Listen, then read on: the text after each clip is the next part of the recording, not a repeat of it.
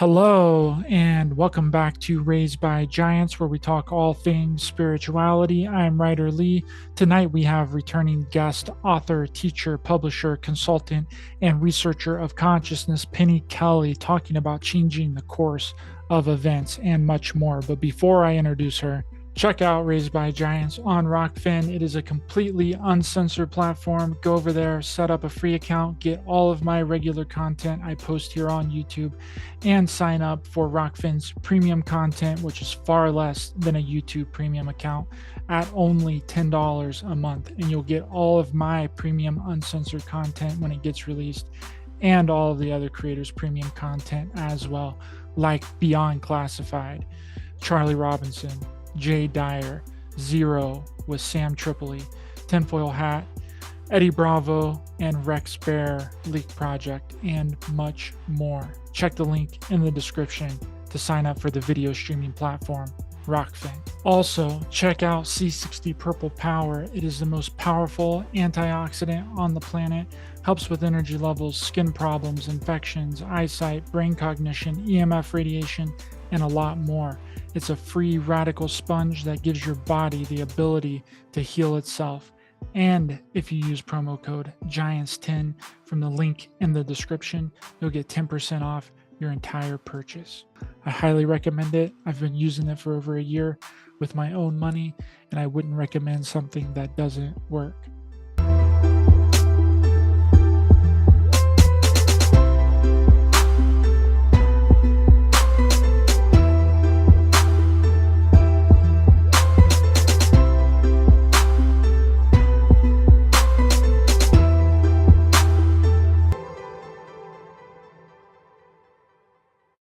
Tonight, we have returning guest Penny Kelly. She's an author, teacher, publisher, consultant, neuropathic physician, and researcher of consciousness.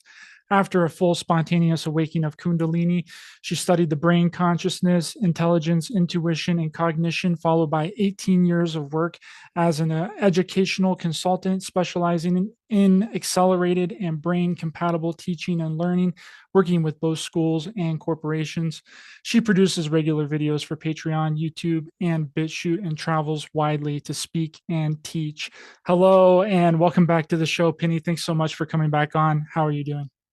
Hello, thank you for having me. It's great to be back, and I'm doing well. I'm doing really well. And I hope everybody out there is doing well as well. So, Yeah, we're living in really crazy times, and it's an honor and a privilege to have you back on. The last time you were on, I think, was my 100th episode roundtable. If you guys haven't seen that video, check it out. The audio is kind of wonky on it, but hey, it's just the way the cookie crumbles, right? And it's the information that yes. matters.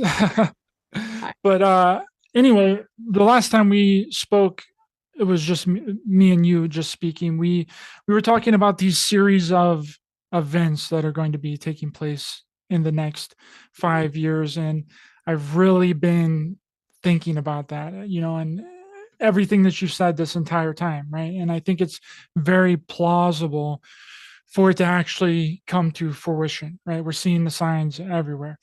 Now, I think it's important for people to understand and give them kind of a refresher on the things that we were talking about for the people that might not have seen our previous interview. And then we can kind of talk about what we can do to try and change these course of events after. So let's start with 2023, because 2023 is approaching really quickly. And kind of want to get your thoughts on what you've seen that's going to happen in 2023.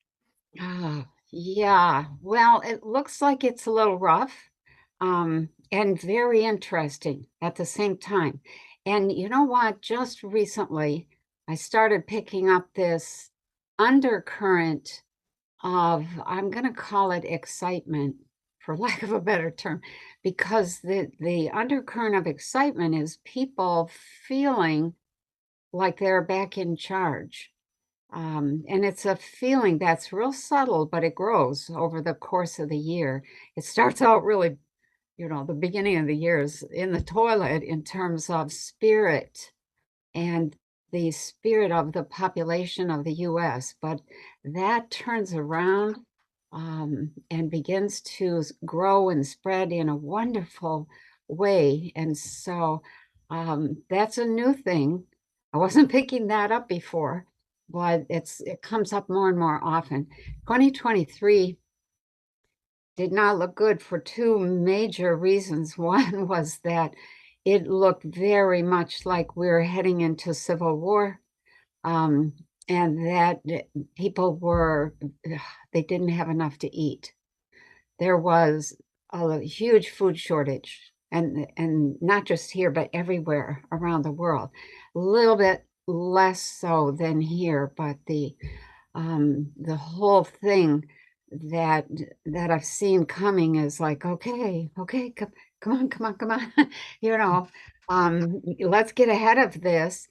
We are the ones, I think that this is important. I say this all the time, but I think it needs to be said a million times till people get it.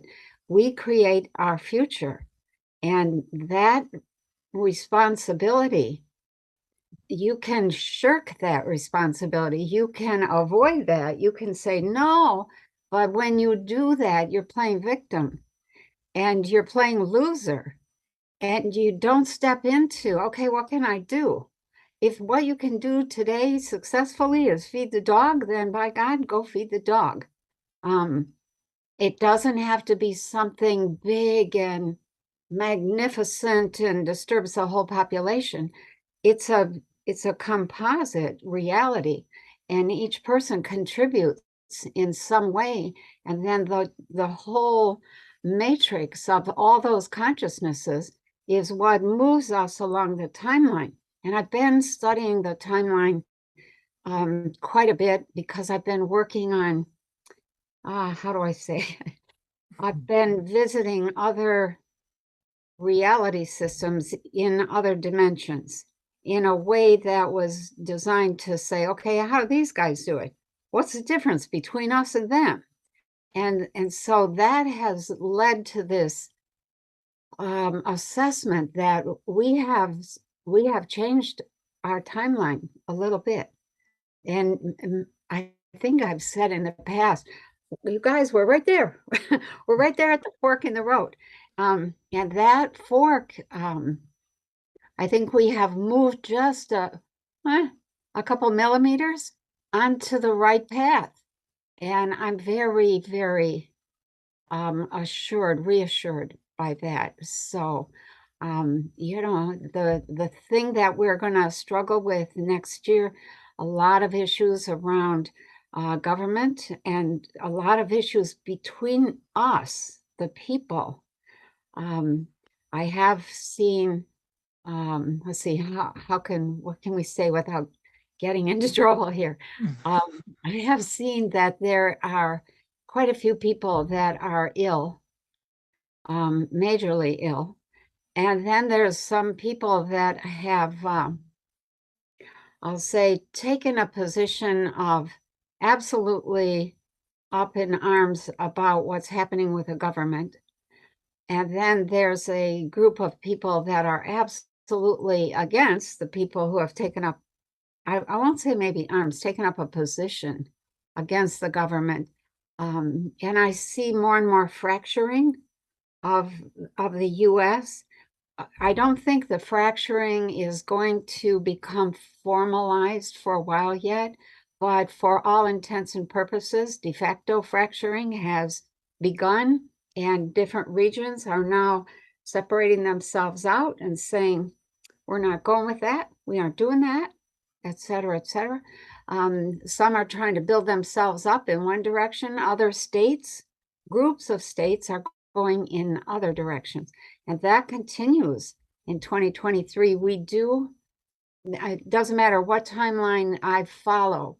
What I see is that the United States is not, how do I say it? It's not this, it doesn't look or operate the same as it did before.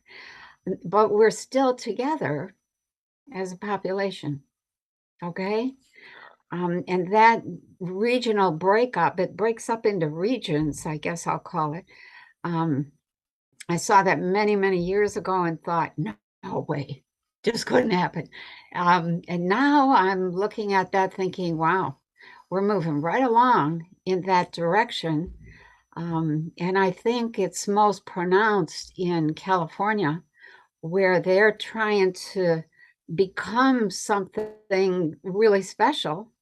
There's a lot of controversy in California, but I have a lot of friends and people I know in California. They're wonderful people and they have influence.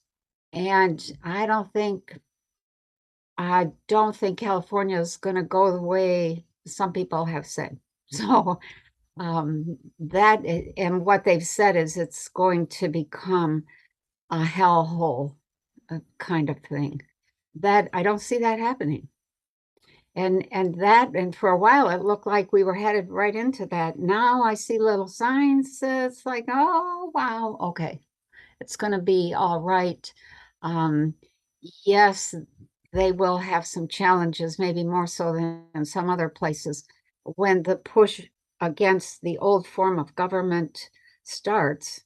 But What is the catalyst for this separation into different regions? Because I remember last time you talking about that we kind of find out that 2020 was a big hoax, right? yeah, And right. to a certain degree, and we're kind of seeing the movement of that. A big manufacturer just came out and said that this doesn't prevent transmission or infection at all. So we're kind of seeing this leading up of what you were talking about last time. Right. Is this kind of the catalyst that starts these regions in the United States? Actually, that's only a piece of it.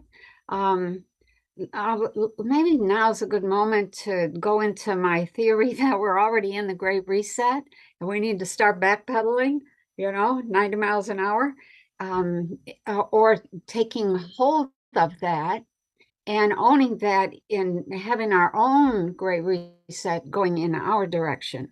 Okay, so that's a big piece.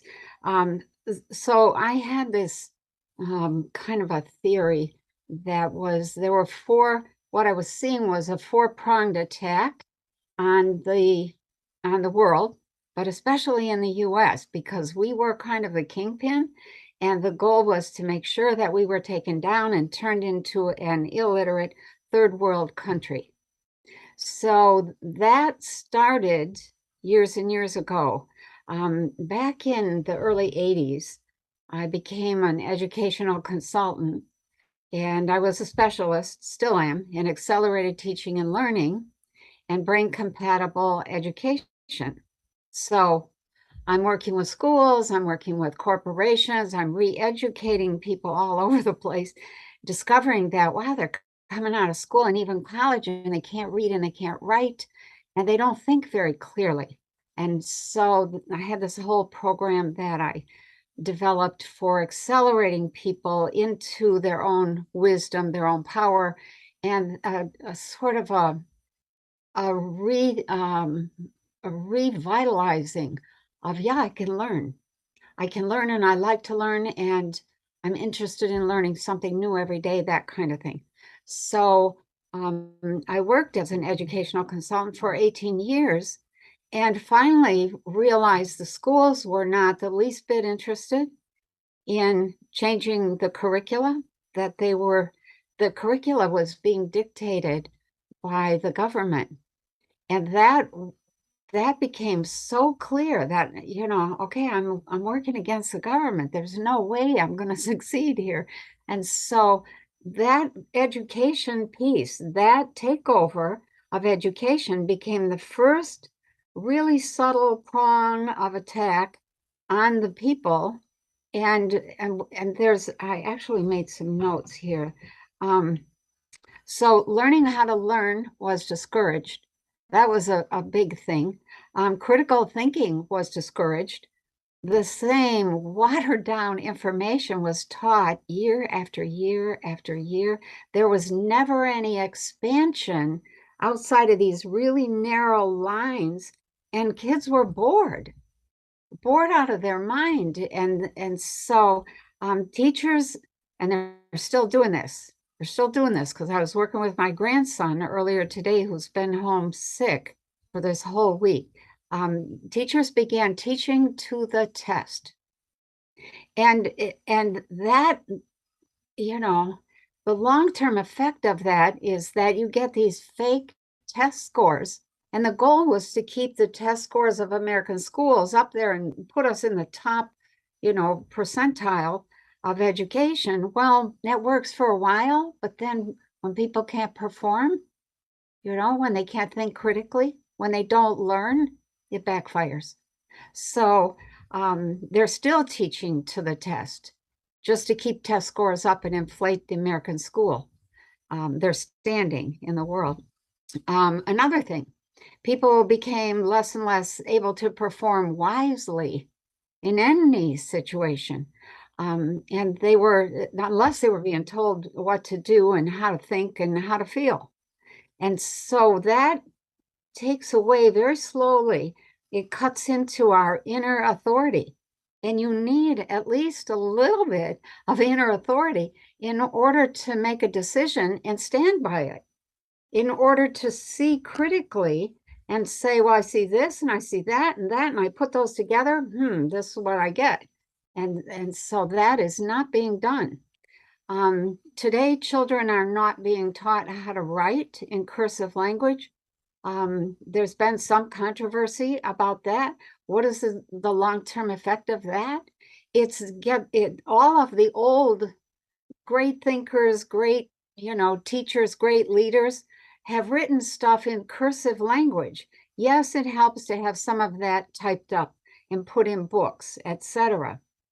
But the original writings, a lot of those have been, I'll call it, distorted, and information put out in schools, school textbooks, and that information is biased. It's distorted toward liberalism, toward progressivism, and that when you read the original writing, that isn't the intent. That isn't the intent of the person who was thinking and writing. And if you can't read cursive, then you're cut off from all of that old wisdom that came straight from the horse's mouth, so to speak. It's And then, interesting, Penny, because I learned cursive first. I learned how to write in cursive first and then read in cursive first. All the books in yeah, my school, went to a private school, uh, private Christian school, but yep, all of the books were older books and they were all written in cursive, especially yeah, the spelling books and the English books and all yep, that. So that was the first thing that I really learned how to do, which is really interesting now that they're trying to get rid of it. yeah, yeah. And my grandson is in third grade, has no idea what cursive writing is. He's watching me write. He said, Grandma, what are you doing? What is that? And I said, it's writing. And he's watching. Oh, no clue what it's about. None. So that's a tragedy. And there's other stuff. But here's the thing, what happens if the power grid fails or goes down for any length of time, and we end up with a population who doesn't know how to write easily, smoothly in cursive, or read anything in cursive, and there's no laptop available, there's no electric typewriter available. What happens? We end up with an illiterate population, and we're headed, right there, partially illiterate. Not only that, like basic, simple adding and subtracting math. I went to I was talking about this the other day, I Yeah, think with somebody, and I went to a Starbucks the other day here in Colorado, and I had cash in my wallet. And whenever I ordered what I was ordering, she was like, yeah, we can take your card now. And I was like, I'm not paying with a card. And I handed her cash, and she struggled. She didn't know how to count the change oh wow, back oh to my. me. And I'm like, Okay, holy crap, this is what it's really coming to. yeah, That they don't know how to count change, they don't know how to add and subtract, even though the register tells them the amount of change that you're supposed to give. That she didn't know how to count it. That was the problem, and oh my she had to God. grab somebody else from the back to come and help her count the change. My mind was blown. I was like, wow. Uh-huh, that is mind blowing. Wow. Um, yeah, there's a lot of stuff. There's a lot of process, little bitty process transactions or little bitty process routines that are being lost that will be absolutely critical in the future. So, yeah, so that's our first prong of attack, and we've been under attack since about the early 80s. And I think I just wrote somewhere that I was probably one of the last people to graduate from a college that was not liberal and progressive. It was Wayne State University in Detroit. It was absolutely fabulous. They were experimenting with all kinds of education, remote learning, distance learning, all kinds of stuff, and integrative learning. So I graduated from their school of, they called it the School of Lifelong Learning, but what it taught was integrative learning and thinking, and that nothing happens over here without impacting everything else over here. It was absolutely fabulous. And so that's another piece. People don't see how things fit together and how this affects that. And that's a recipe for disaster.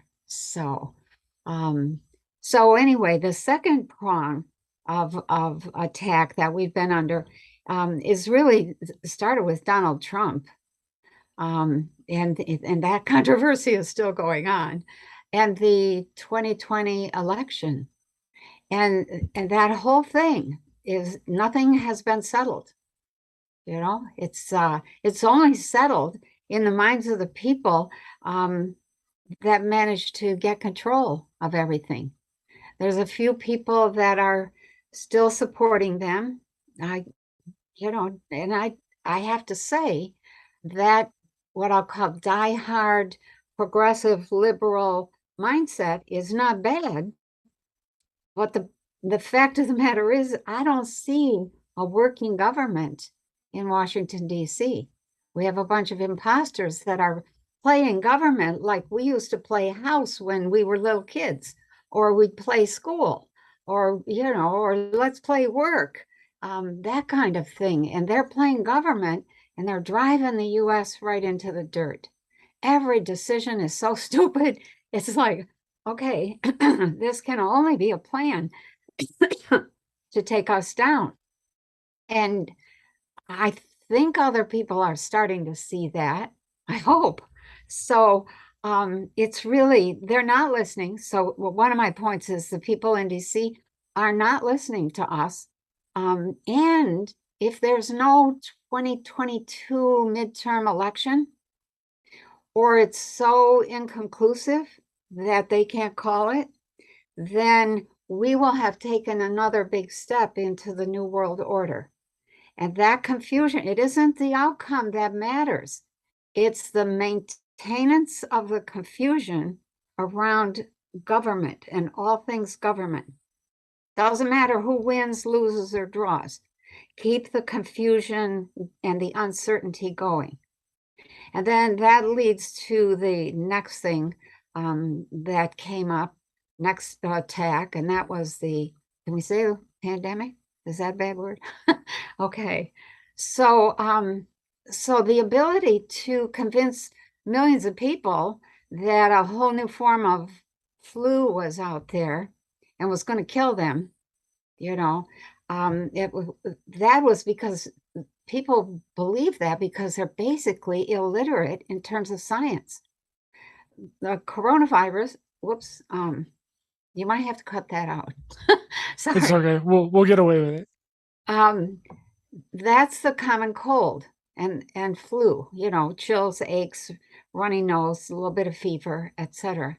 That's a common thing, but they built it up into this whole big story.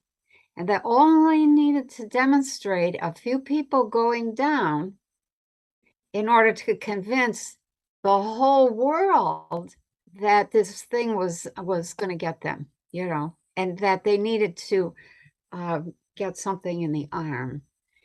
And it was the whole propaganda piece around that CV. Let's let it go at that. That whole propaganda piece was designed to lead right to the thing in the arm, and that's where all the damage really has been done. And that has hurt thousands, tens of thousands of people, killed tens of thousands of people. All that's being covered up, and they're still pushing it like we don't know. And so what happens when you get a percentage of your population that are sick?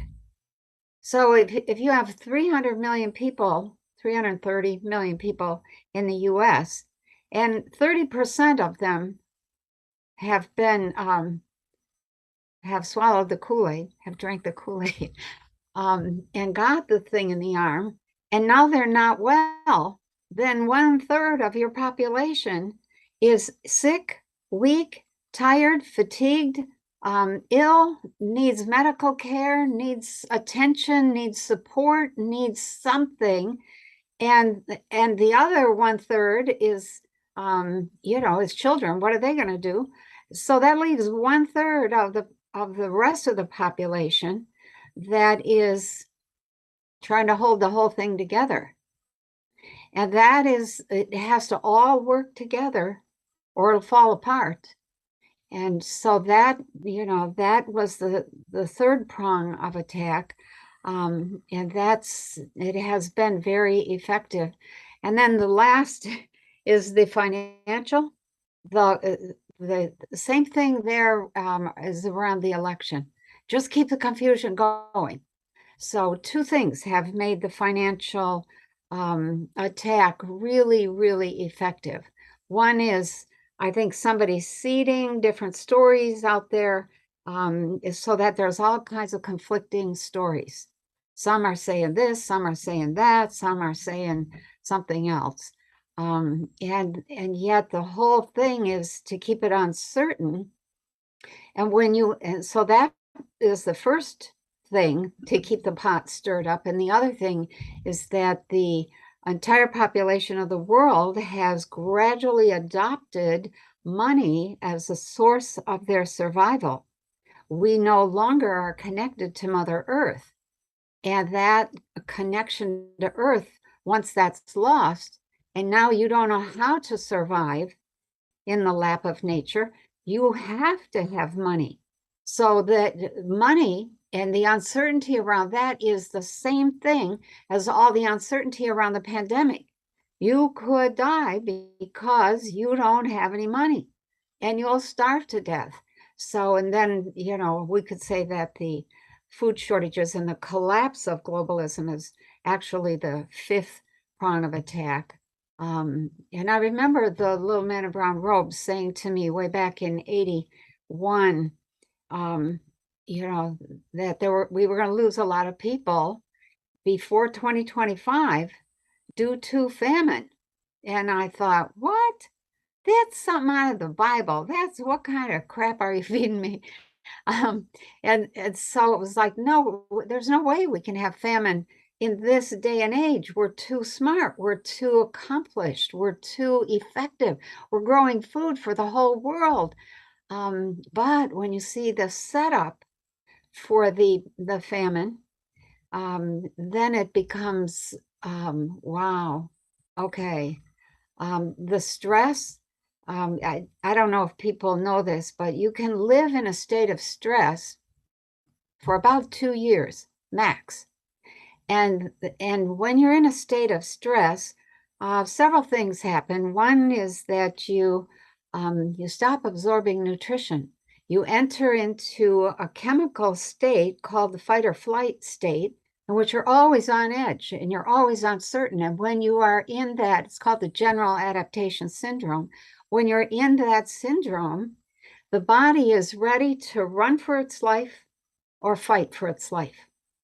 And you cannot have food in the stomach. It doesn't digest. If you have food in the stomach and something really threatens you, you'll either vomit or you will have diarrhea because the body will get rid of that food immediately in order to focus on the fight or the flight. You cannot run with a full belly, and you cannot fight very effectively with a full belly either.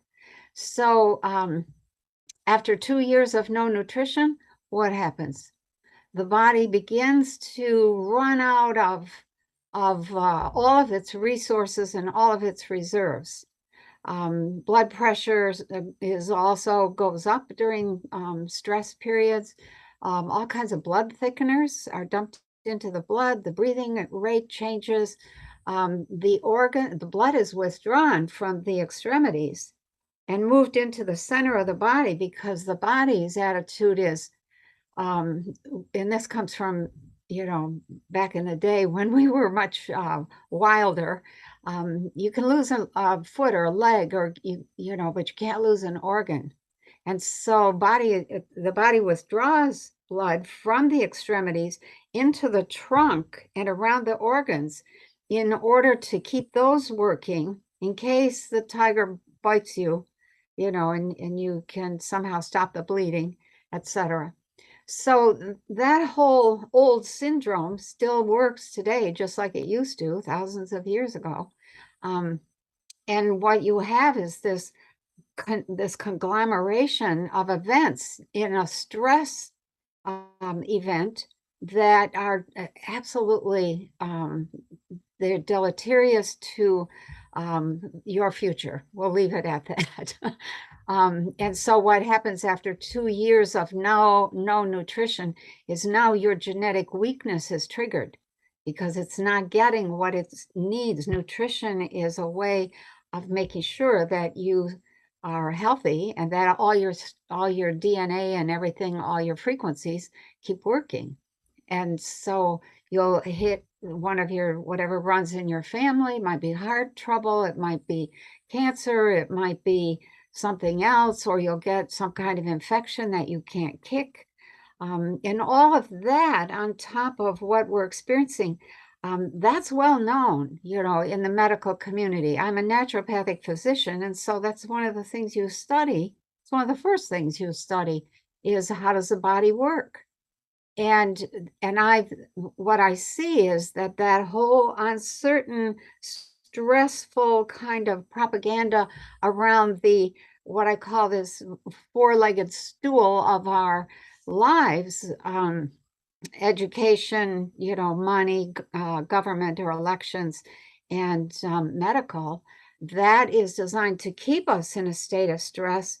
And now we're going to see people going down that have just run out of juice, we'll say, and they can't keep going. And then if they had the thing in the arm on top of that, makes it 10 times harder because now your immune system may not be working very well, if at all. And the result is what the little man in brown robes said was going to be this famine, that there would not be enough food for everybody on the planet unless we reconnected with Mother Nature and put time and energy into growing our own food, being much more resilient, developing common sense, and doing things with one eye on the future. What are we doing? What are we doing today that will guarantee, next year? So we don't live like that. We live just in time delivery for the body as well as for the globalist system. So we're in a tight place, and I think people are starting to wake up to that. Thank God. And that's where I think the that undercurrent of excitement is coming from. It's like we can do this. We have options. I don't think the New World Order has very many options. And I see things happening, under the surface, and I think, oh wow, okay, that's major. That will give people a breather, so to speak, which we need.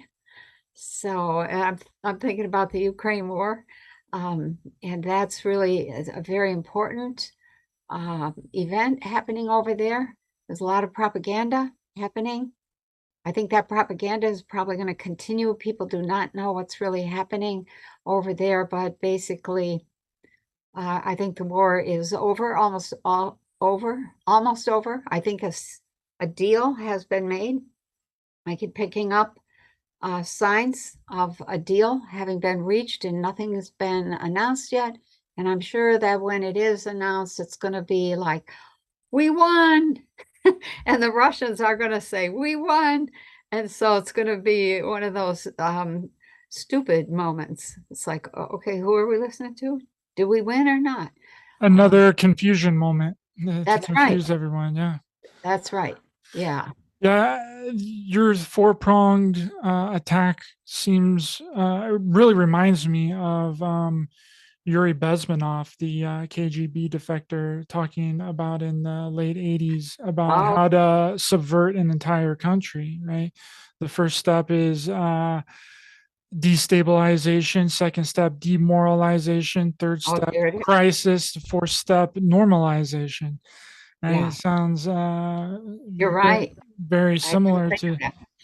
that.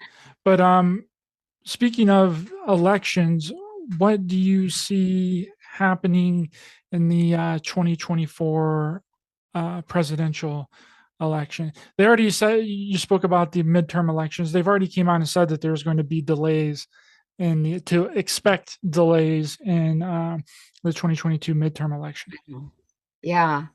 Um, I don't see any 2024 election, general election in the US. What I see, and this may be the start of something new, um, and I've just remember when a minute ago I was talking about this breakup continues.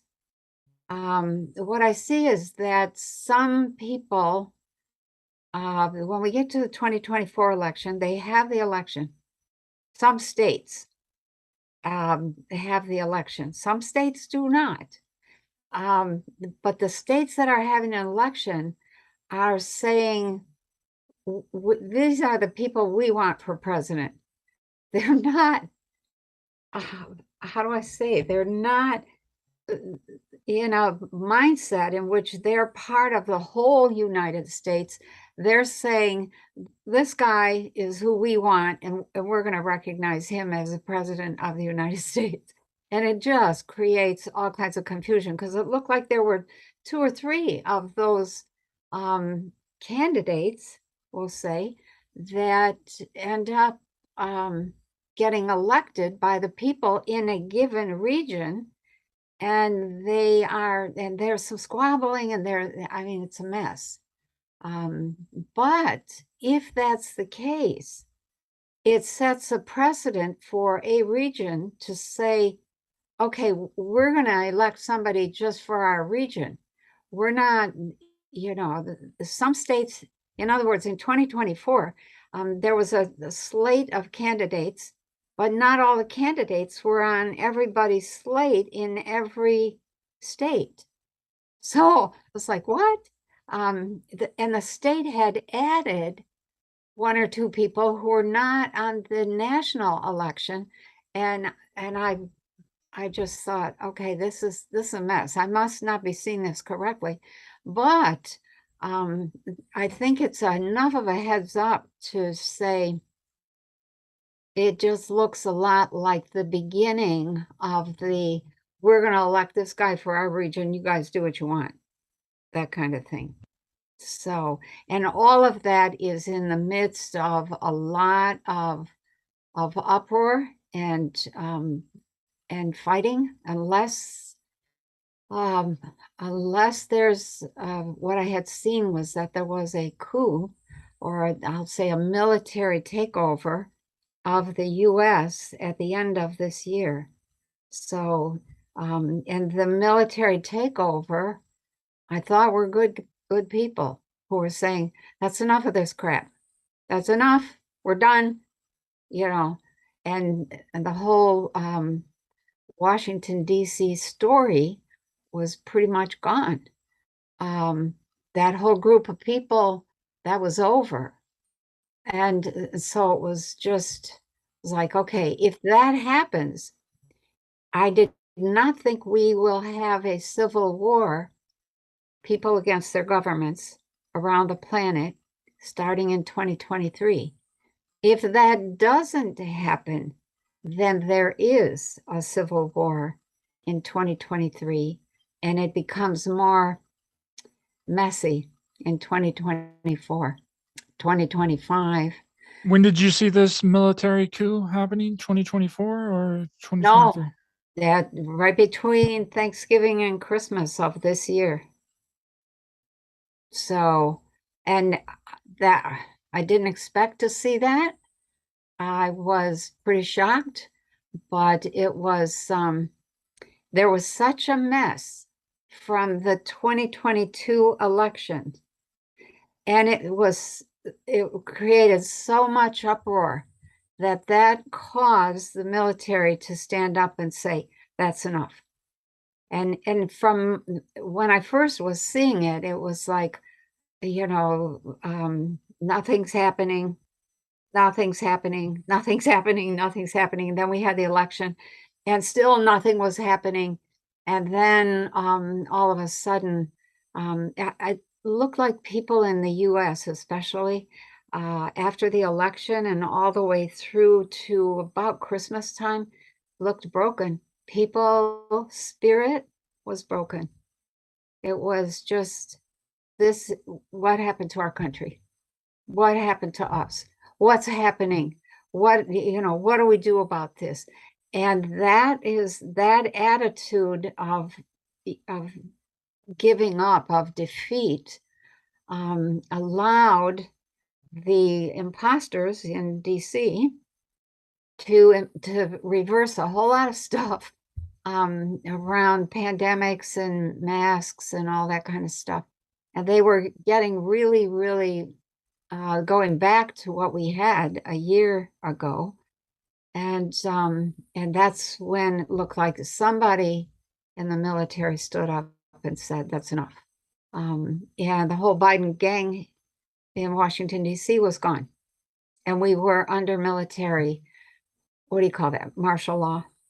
So if that's the case, if we have that military or martial law, that brings up the whole question in people. Oh, maybe this whole thing is more serious than I thought. What do we do? And it's like cold water in the face of the entire population in terms of we can no longer deny that something is happening. And there's been a lot of that denial.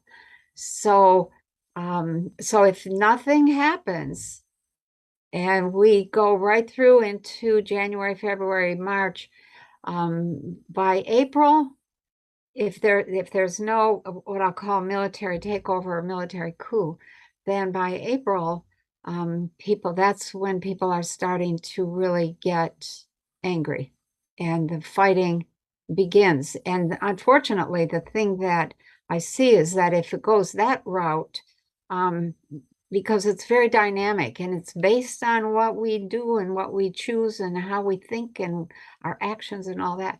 But if we go that route of just not doing anything and there's no coup, then the fighting is between people on the left and people on the right. And I think that's a mistake. It needs to be focused, against the imposters and the liars and the criminals and the corrupt ones, not us against one another. That's just what they want. So, yeah, warning there. Big So warning. if we get the military coup before the end of the year, then Yep. we're not going to have a civil war. But if we don't get it, then we're going to have some kind of uprising against the government. So That's how. what happens if we do end up getting this military takeover? What's the rest of the time look like? To What's the it look like up story. until 2025? Okay. It looks like things are still a lot of up and down. Like if that does happen, if the coup does happen, people's attitude is, well, now what? How do we move on from there? What do we do from there? And it looks like there's just a ton of people organizing. Some are organizing just to try to feed people. Some are organizing for medical reasons. Some are organizing for governance reasons and trying to organize just their little spot in wherever they're located. And that concept of reorganizing seems to spread. It isn't real smooth, and there's a little bit of fighting and a little bit of what I'll call, look, maybe more than a little bit of vacating of the cities and people trying to get out of the cities. Things don't work very well because of the food situation for at least the next 2 years. And so that's really a problem. And so people leave the cities to go out in rural America and try to survive a little better. And that's really, that migration, that causes a lot of problems. We cannot fight one another. We have to, if you're growing food, grow food for your family and one other. If you know how to heal your family and kind of serve as healer for another family, etc. If you're organizing to keep the peace, because it looks like there was like the crime was maybe got a little bit bad in 2023 and 2024. That whole thing, it just looks like chaos, okay? But if you drill down to look at what's happening at the grassroots level, what you see is this tremendous reorganizing happening. And so there is some squabbling. By the end of 2023 and into 2024, mostly caused by the migration of people out of the cities. But then we get past that. I think we get past that.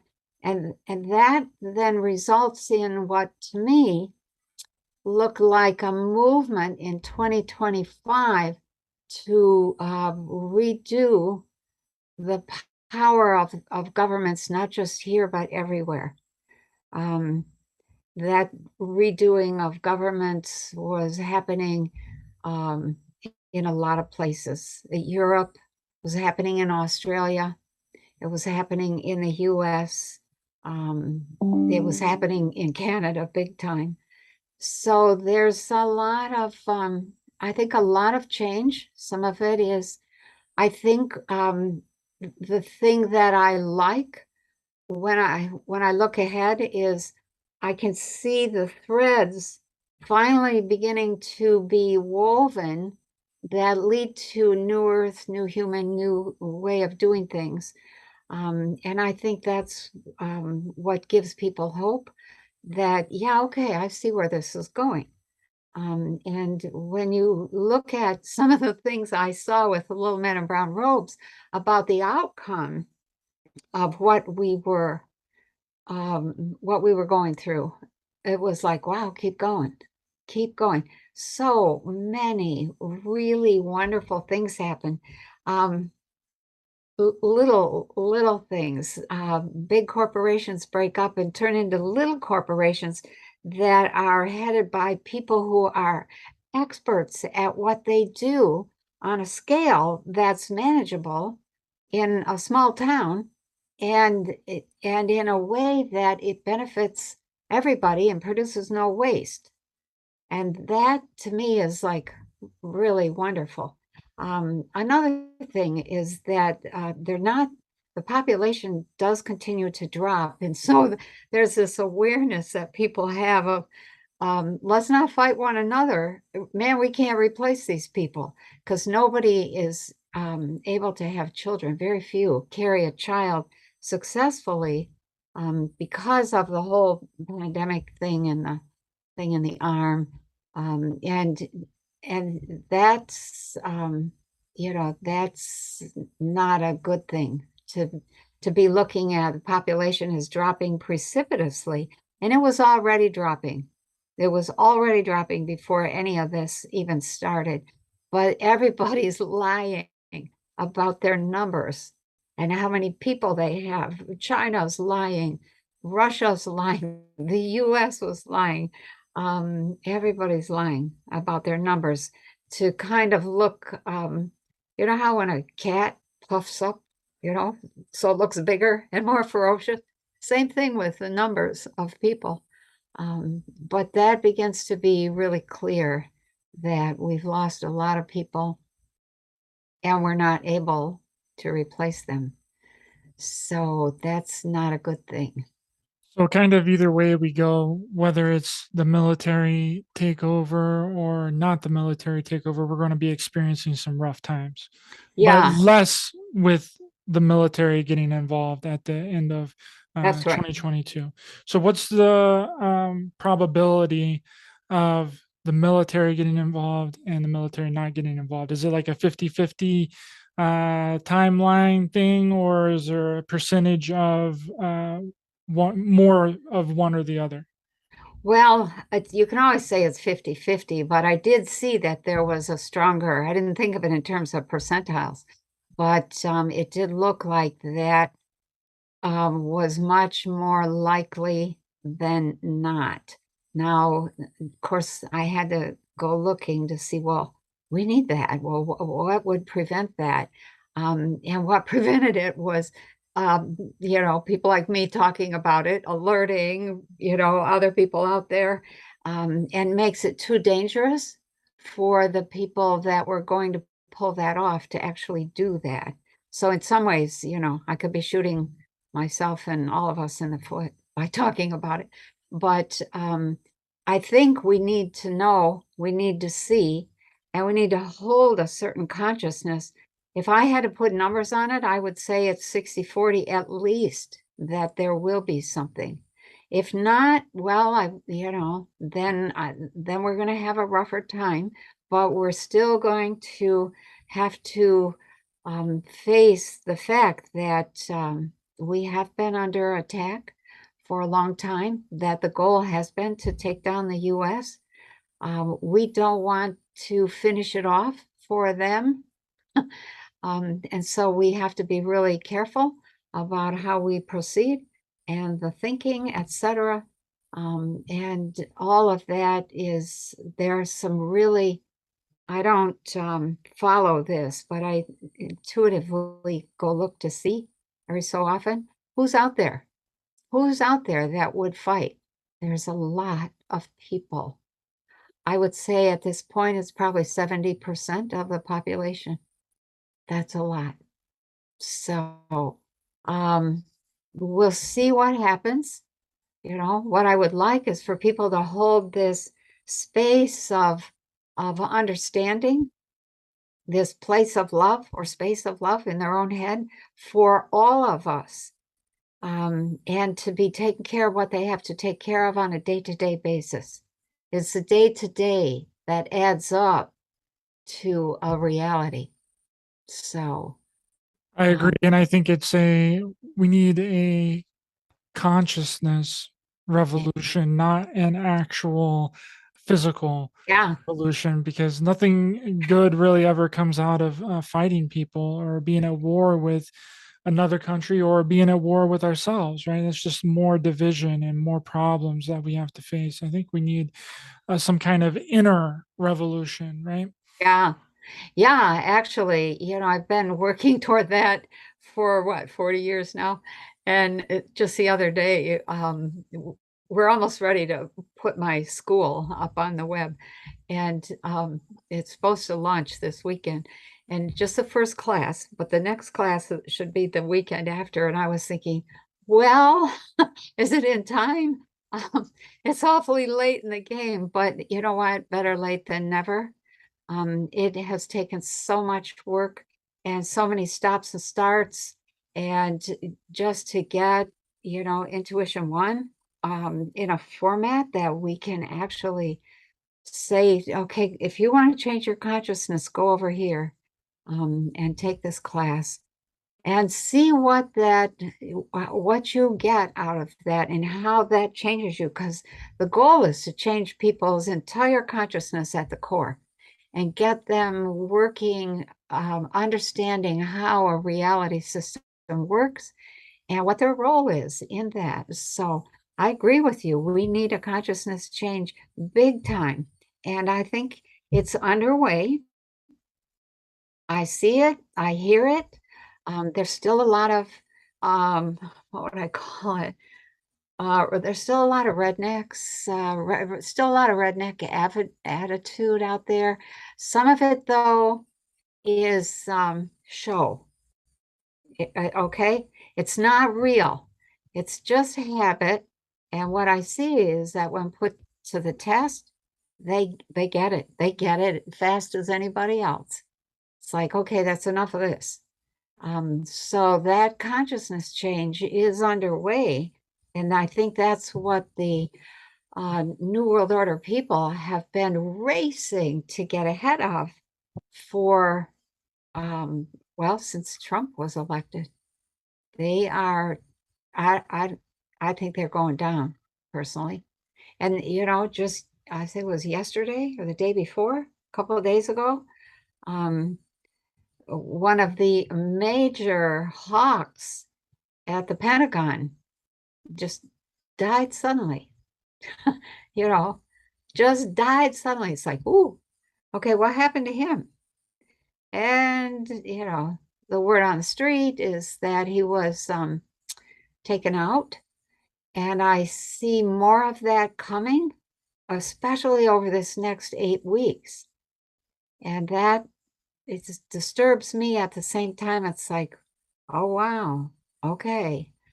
So there's some people that have been really, really dyed in the wool, corrupt, arrogant, think they have the right to control everybody around the world. Watch out. I think there's people coming after you.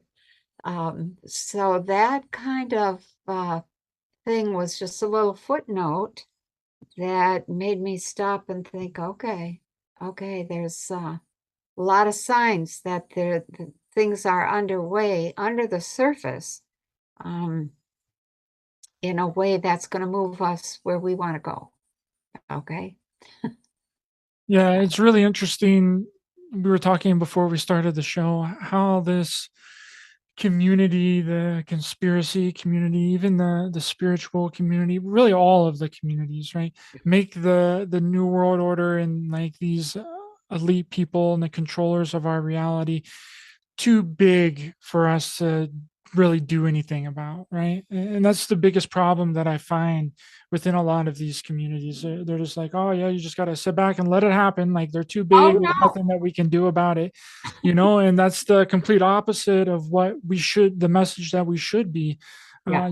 giving out, right? Yeah. Because we do have the power, and I think the power is in our consciousness and with our thoughts and with our ideas Yeah. and with our belief systems. That's how we really Yes. change things on a fundamental level. Yeah. That is so true. They are not so big. I mean, that's part of the illusion. Um, that illusion, I think, is what I see going down little by little by little. They are not going to win. They are. I'm sorry. You know what? I'll say this. This is let's kind of slide over into some stuff about consciousness. So consciousness, it loves drama. But why does consciousness love all this drama and excitement? Because it is the nature of consciousness to create. It creates reality. And it is the creation of excitement and drama that lets us know we exist. We are real. Feeling is basic. And so I think we've gotten into I'll call it a bucket of drama. That the question I've asked several times of several people is, well, what are you going to do when the drama is over and things quiet down? What are you going to say? What sort of thing are you going to talk about on your channel? And I don't think people are thinking that far ahead. That old story about what is it, bad news sells or something like that. People like that, and they want to hear bad news, or I don't know what they want, but it really is something that, if I can say it clearly, we really, whoops, hang on, let me turn this off so it's not dinging. So so I think we're in a place where we have to start thinking ahead, and we have to start calming ourselves down. I don't think that the elites, I don't think they have a snowball's chance in hell, to be quite blunt about it. I don't think that the corporate system is going to survive. The big dinosaurs and the big elites and the big, the big dinosaurs are the big corporations, and the elites that run them, their time is over. And everything is moving toward smaller, local, self-responsible, self-sustaining systems that pay zero attention to the stuff that is going on out there around them, because they're busy securing their own survival and their own systems and their own, I'm going to call it circles of power, circles of organizational power. And that doesn't include those elites. And I don't know what made them think that they were going to take over. That just, that's what a corporate wet dream. Stupid. So They're moving really fast. They push their agenda too quickly, I think. that's right. And it woke a lot of people up to what's happening. And another issue is, Penny, is we don't know how many people are actually awake and actually know about this kind of stuff because it's not promoted, right? We don't, and I think there's way more of us than what we even realize. I think so. That's the 70% that I think, and let's say that I mentioned earlier, and I think that 70%, if I could grade them as to dyed in the wool, have been watching for 20 years kind of people, to the people that are just now going, what the heck? Something's not right here. I think that would probably follow the bell curve.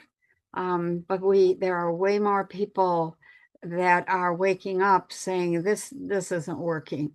And it's really quite obvious. So if nobody were to wake up, we might have gone down a path in which nuclear weapons would have been used. Like I said in the beginning, I see little signs that we've moved off off the timeline of that and started to say, no, let's make our own reality. Let's do our own thing. And so that is that is it makes my my heart tingle a little bit when I see that. Oh. Is there any advice that you could give to people that might be listening to this, whether they're awake or they're not awake, for the coming next, let's say, 5 years? What they could possibly do for themselves or for their family members or their friends or anybody like that that can help them kind of get through this Okay. period of time. I think probably, I'd say a couple things. There's a lot that can be done. I'm going to say there's a lot that will have to be done eventually. But the goal is to thrive, not just survive. It's to thrive. Okay. So if you put your eye on that goal and say, okay, how do I do that? If you have not been healthy, then the first task is to get healthy. And there are a ton of ways coming out. For instance, I'm working with a group right now in California. They're putting together a medicine kit that will be stunning. And so the medicine kit will even contain a BCX machine, which is a frequency generator, information, all kinds of stuff that you need to keep yourself, your family, and your little community healthy. So that's things like that are coming. And so that's one thing to just be aware of. The education system is changing. All education will be done online. And that is going to be so much more effective and so much better for children than going to sit in a school. And there's a lot I could say. I mean, we could have a whole conversation about education and what is not working and why, and how consciousness has been interfered with, just on that subject. And I think I wrote about that in The Revival. So, for anybody who's got that book, that's my most recent one. Go to the chapter on revival and read what is the legacy of our education system, and you'll cry. And so how do we fix that? Yeah, we're fixing it. We're fixing it. So Really that quick on the education system, I think that I don't want to get off on a tangent on it because we have some more things to cover, but I okay. think the lack of individuality in the school Right. system is the biggest problem that we Yes. face, right? They want to Right. blanket everybody with the same exact Right. curriculum when everyone is different, right? That's right. And then for the different people that can't pay attention, they can't do the things that they want them to do, they dose them up with medications. That's right. That is just so aggravating. And those people that are, quote, different have a different learning style. And those learning styles are completely ignored. Online, if the education is online, that child is free to pursue whatever learning style fits them. And so that's happening. I think another thing is that I actually, this is a totally different subject. Years ago, when the little men in brown robes were coming around and visiting, they asked me toward the end of the visits if I would start something called the World Council of Ethics. And they showed me, what it would become. And I was like, oh, I can't do that. I don't know anybody. I'm nobody. What, go away. you know, one of those kinds of things. And so last December of 2020, I was awakened at 3 in the morning by my people who said, wake up, write this down.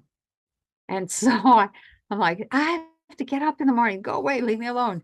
And they wake up, write this down. And so I sat up and I wrote down what they dictated and then went right back to sleep. And the next day I read it and thought, oh, yeah, and I was aware that it had to do with the World Council of Ethics, but what bottom line was they were asking me to invite about a dozen people from around the planet to become part of this World Council of Ethics and to invite them to a series of meetings. And I did not want to do that, but I did. And so we started meeting at the beginning of 2021, and we're still meeting, and we're producing a document that can be used by various councils, wisdom councils, elder councils, governing councils, in communities all around the planet.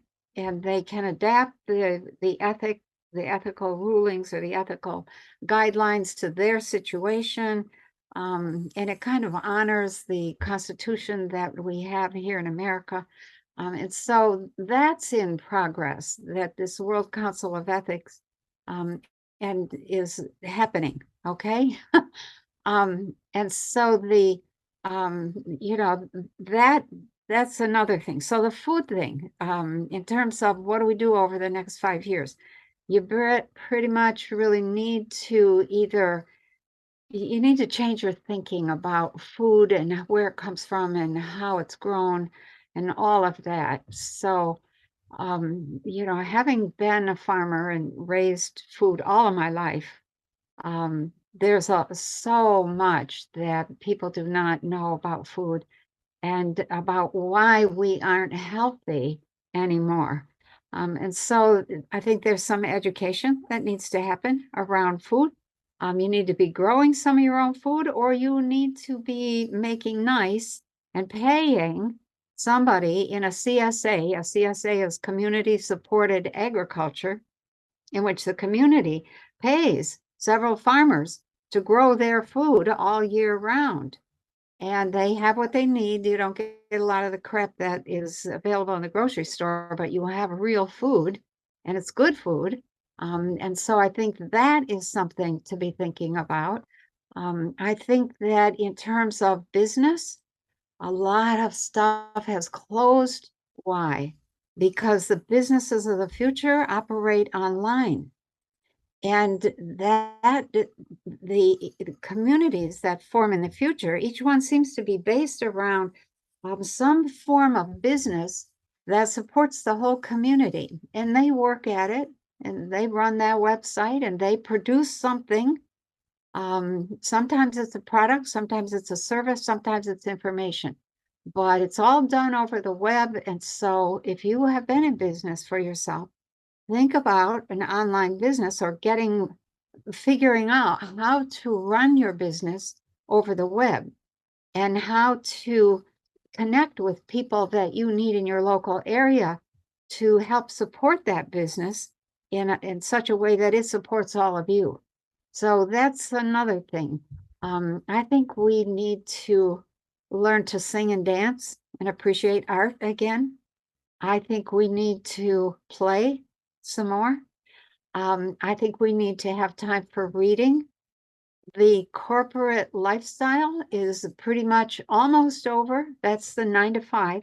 That was never the lifestyle of the old ones. You know, back when my grandma and my great grandma and grandpa lived, they had leisure time. They read, they sang, they danced. I was raised that way. Our family sang together. We played together. We had a great time. I had a good family. I was really lucky in that sense. So that has to be reestablished. And then I think, you know, for those that are interested in science or ETs or the finances, there's a whole new, I'll call it setup for banking that I think is coming, in each community can set up their own currency system, their own tokens, and investigate a group called Seeds. Gosh, I can't remember if it's seeds.org or .com or .info or what it is, but it's a currency system. These people I know are wonderful, putting together this system that allows every community to have its own currency that it uses within its community, and that it can trade with other communities who have their tokens. And there are all sorts of new currency systems and money systems that are coming. If somebody needs to be doing that. And so there's a lot of interesting work, I'll call it, that is really coming our way. And, there's a few people that will go to great lengths to set up scientific labs and pursue their own, follow their own nose in terms of what they're interested in. And we'll publish that on the web. And that information is absolutely vital for the communities of the future, because science has also been corrupted big time. And we need new efforts to reaffirm the value of science without the corruption. So all of our world, every aspect of our world needs to be rethought, reorganized, rebuilt. And there are people working on various aspects of that in a major way. So, that's that world, that new world that's coming, that's just going to make the old world obsolete, including all of the elite people that thought that they were going to run the world. The religions are going to be redone. I think the Christian church breaks up into a million pieces. And it is no more in the format that it is now. So, That sounds great. I really, I really yeah, hope that that happens, and I think that it is, and I think in the end, that's the kind of reality that we're going to get. It's just going to yeah, be really rough right, road getting there and getting to that point to yeah, where all this stuff kind of, collapses. And unfortunately, I see a lot of death and fighting to make that happen. But again, in the end, I think that that's what we're going yeah. to get. You know, I'm reminded of something that Don Juan used to say all the time. Um, just bring death with you. Keep death with you. Keep looking in the face of death because it brings you to a place where you become real and it makes what you're doing today really relevant or highlights the stupidity of how you're spending your precious time. And that started for me back in 1980, 79 and 80. And that has stayed with me all these years, over and over and over. I think about, yeah, I've been around now for 75 years and I've seen death, and some of it's been really untimely. Cousins who got into accidents, or schoolmates who did something stupid, or who got killed in the Vietnam War, or whatever. And it brings you to this place where you know that it's not a game. It's not something to fool around with. It's something to take seriously and to enjoy to the max. And I think that's where we need to go. I agree so much. And Penny, thank you so much for coming back on my show and discussing this with me. I appreciate you a lot. I loved the conversation. I hope you did too. Can you let people know where to find you, where to purchase your books, where they can get all of your information online? Yeah, so I have a website. You can get there, pennykelly.com, no extra E's in either name. And you can also get there. The name of the website is consciousnessonfire.com. But both will take you there. My books are there for sale. My classes are there for sale.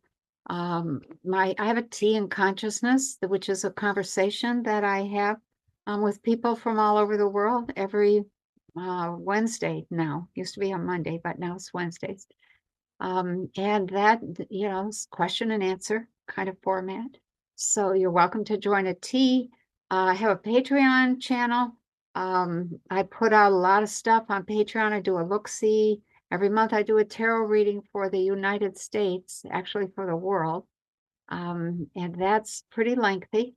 And then I try to put all my interviews up there. So, and then YouTube, I got 600, more than 600 videos on YouTube. So you can find me there. So, and then all the podcasts, almost all of them. So, Awesome. Thank you.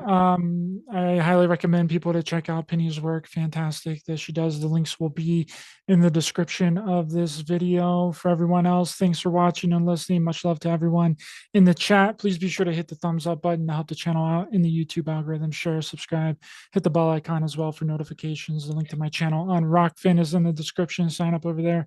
Hit the follow button for my premium content. And you can catch this episode and any of my other episodes on Apple Podcasts, Spotify, iHeartRadio, Google Podcasts, and download them individually to your device for free at Spreaker.com. Again, thank you so much, Penny. I appreciate you. You're welcome back on here anytime. I'll probably bring you back on in the beginning of 2023 to see how all this shook out. okay, I've got a tickle. I'm going to have to sign off. Okay. I can talk. And remember, we're not only in a spiritual war, but a war on humanity. Stay aware, stay alert, keep loving your heart for everyone, stay safe out there. And if you can see through the illusion, you are the solution. See you guys next time.